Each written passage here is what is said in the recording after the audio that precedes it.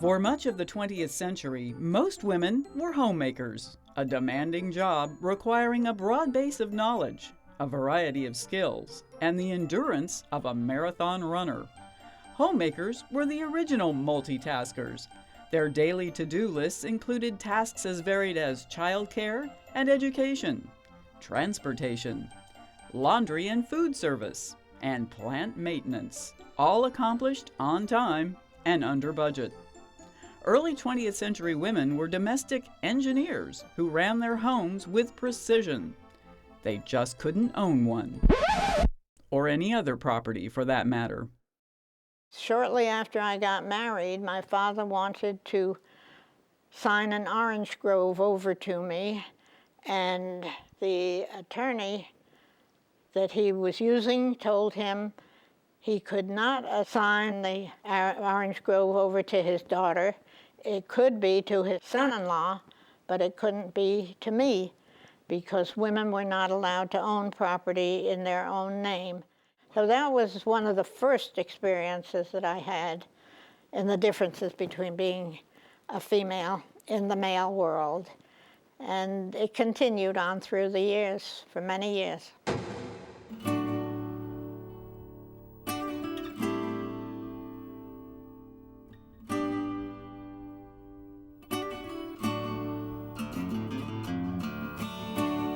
During the 1960s, things began to change.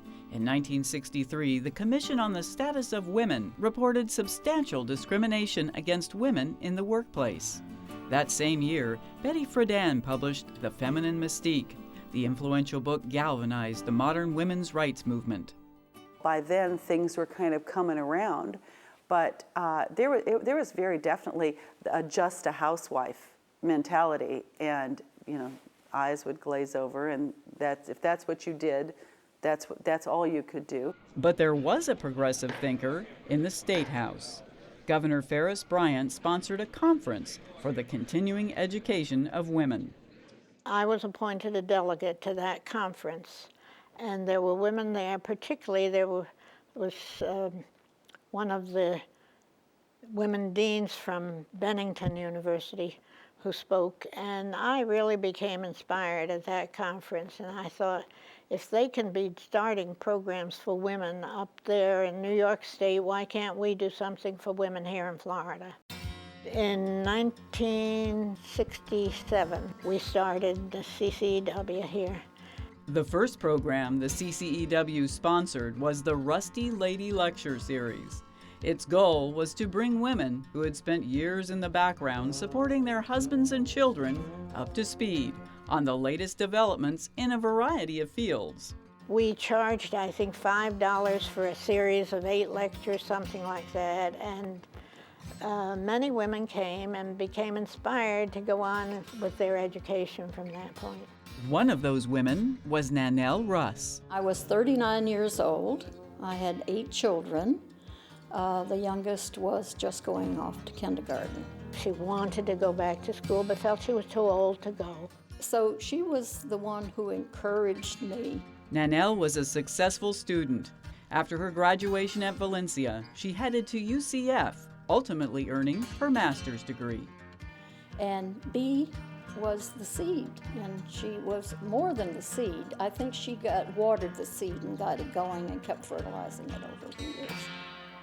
We found that many women not only wanted to continue their education, but they didn't know what direction to take, and they needed help and advice.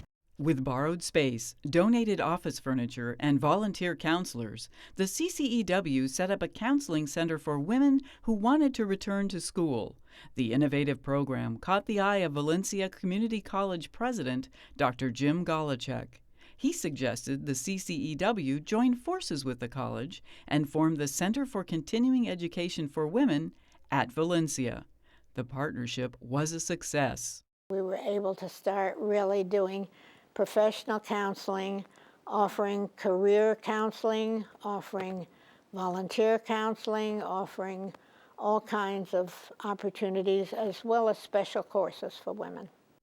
The courses were as varied as the women who took them. Do not bend, fold, staple, or mutilate, introduced women to the new occupation of data processing. Women in citrus helped female grove owners become competent in agribusiness. But the offering with the most profound impact on women was the Displaced Homemaker Program. One of only 2 programs in the United States at the time, it served women over 35 who through death, divorce, or disability had become head of household.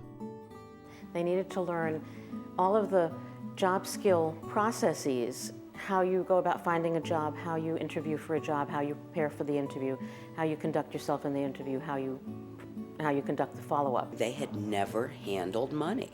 They had never owned property. They had never paid the bills. The Displaced Homemakers Program provided a crash course on the business side of life. Local experts taught women how to handle a checkbook, choose insurance, buy a house, and save for retirement. But first, they needed jobs. Many of them felt completely worthless. I'm only a wife, I'm only a mother. And in the program, we would make them realize that so many of the things they had done as a wife and a mother made them very, very capable people. They were managers. They had managed in so many ways that they had fantastic capabilities. And we would help them build a resume out of their life experiences. They helped me do that, and I was very grateful for that because most everything I had done for the past 10 years had been as a volunteer in the community. And while all that translated to really marketable skills, I didn't know how to put that on a resume, and they helped me do that. CCEW volunteer Jane Brownlee was a wife, mother, and student who spent time each week helping displaced women get their lives on track. The women that went back to school, the women that got training, the women who began to see themselves as having had these housewife lives really did have some value. They just had to be interpreted in such a way that a potential employer would see it that way. Eventually, the training Jane provided became more personally relevant.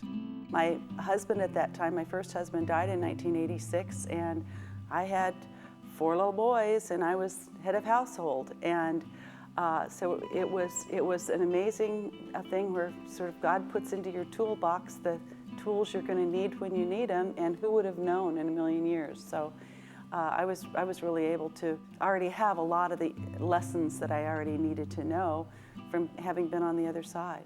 I mean, truly for me, it was really a blessing.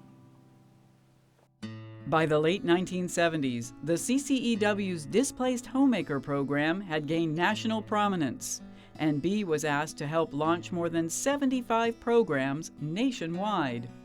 In 1991, the CCEW joined the Women's Studies program at UCF, where it will continue to support the women of future generations. Inspired, nurtured, and guided by Bee Ettinger, the award-winning CCEW has elevated the lives of countless local families. But perhaps her most enduring contribution was the Beatrice Ettinger Scholarship Fund. In 1989, there was some money still left over in the old CCEW account, and Bee also won one of the Community Service Awards from Walt Disney World. And she generously pooled that money with the CCEW money and started a scholarship. And she didn't want to call it the Beatrice Ettinger Scholarship, but we all insisted. And I think about, through her whole lifetime, how many women Bee has helped. It's just makes you feel good. It was clear that in the 70s, women needed help to market themselves and to feel ready to go back into the workforce. And that's what Bee's dream was, and that's what CCEW provided for us. Bee was and still is a pillar in our community, and having her here has been a tremendous asset. When I think about the lives that she's touched, that were changed, I mean, the families, the children who had, instead of having mothers, who were just paralyzed, they had mothers who were mobilized and ready to go face the next chapter. There are a lot of women that you'll never hear of who lives changed because of Bee Ettinger. Bee has taught us all that we need to bring up the people behind us, that just as she did. You know, she pulled us up. She pulled up a generation of women who weren't used to speaking up and speaking their minds. And I think she expects the same thing from all of us, and we from our daughters.